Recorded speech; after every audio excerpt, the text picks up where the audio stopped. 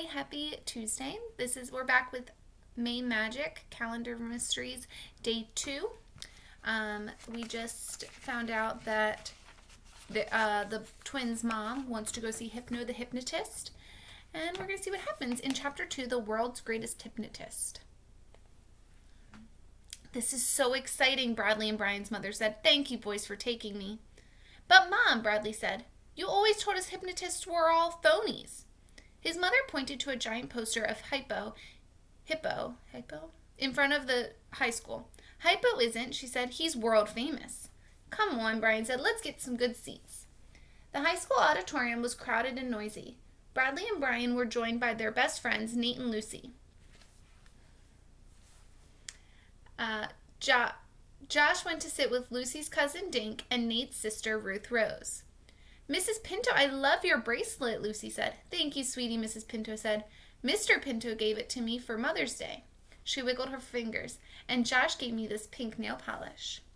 We bought her tickets to see Hippo. Hippo. We'll go with Hippo, Brian said. I bought the tickets, Bradley said. Brian is broke. A few minutes later, the lights came on in the auditorium.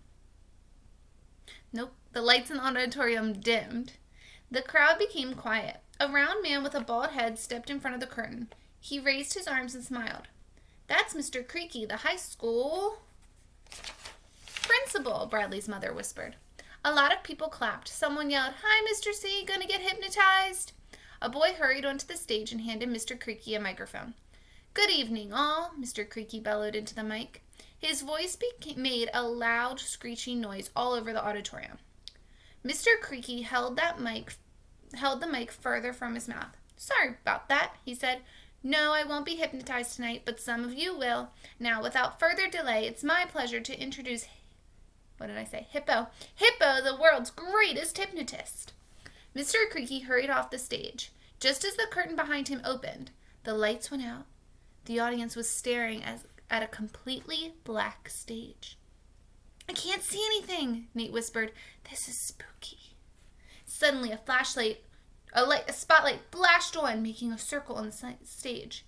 Inside the circle stood Hippo, wearing a tuxedo and a top hat and holding a wand.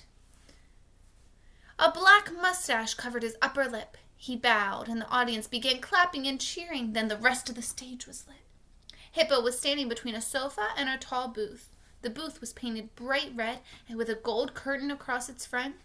A water pitcher and glasses stood on a small table next to the booth. Good evening, one and all, said Hippo. His voice was deep and smooth. It flowed over the audience like melted chocolate. I love being back in Greenlawn. I attended this high school, the hypnotist said. Yes, I graduated 17 years ago. I used to work in the Shangri-La Hotel on weekends. Ooh, if you're in my class and you remember our Read Aloud, the Absent Author, something happened in the Shangri-La Hotel there. I'd stop at Ellie's Diner for ice cream on my way to work. Mom, did you know that? Bradley whispered. She nodded and smiled. Hippo stepped closer to the audience. He grinned. Now, who would like to be hypnotized this evening? He asked. Bradley could hear some laughter coming from the front row. Then a teenager stood up. His friend shoved him toward the stage. Don't be shy, Hippo said. Hippo won't hurt you. The kid stumbled up the stairs and stood next to Hippo on the stage. Everyone clapped and whistled. What's your name, young man? Hippo asked the nervous boy. Chad, the boy stuttered. Hello, Chad, Hippo said. Why do you want me to hypnotize you? There's Chad. There's Hippo. There's the audience. Chad grinned. My friends dared me, he said. I didn't want to be a chicken.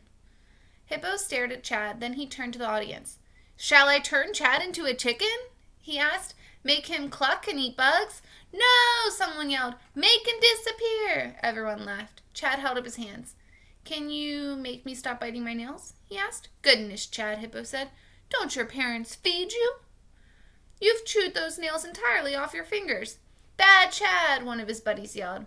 Hippo pointed to the sofa with his wand. Please be seated, Chad. The boy sat. Now look into my eyes, Chad. Chad stared into Hippo's eyes. The audience was silent. Hippo slowly passed his wand before Chad's eyes. Back and forth went his wand. Close your eyes, Chad, Hippo said in a soft voice. Chad closed his eyes. The audience remained silent as Hippo spoke. Chad doesn't want to chew his nails. Hippo falls asleep. Hippo helps when all else fails. Soon this boy will be stronger when his nails will grow longer. When you open your eyes, your problems will be solved, Hippo said. You will never chew your nails again. Open your eyes, Chad. Chad opened his eyes. He blinked and grinned. Now, Chad, I want you to bite your nails, Hippo said. Do it, Chad. Chew those fingernails. Yum, yum. Fingernails are delicious. Chad moved one hand toward his mouth, then he stopped. I can't do it, he said. Hippo pulled a wallet from his pocket. Chad, I'll give you $20 if you chew your nails. Again, Chad tried. But he could not chew his nails. He grinned at Hippo. You're good, dude, he said. Hippo turned the audience. Chad is cured, he cried. The audience cheered as Chad left the stage to join his friends. That was so cool, Brian said. He nudged Bradley. Hey, Mom, why don't you get hypnotized? And that's where we're going to leave today. And the next chapter is chapter 3. Mom is Ducky. I wonder what that could mean. Have a great Tuesday, and I'll be back tomorrow with chapter 3 of May Magic. Bye.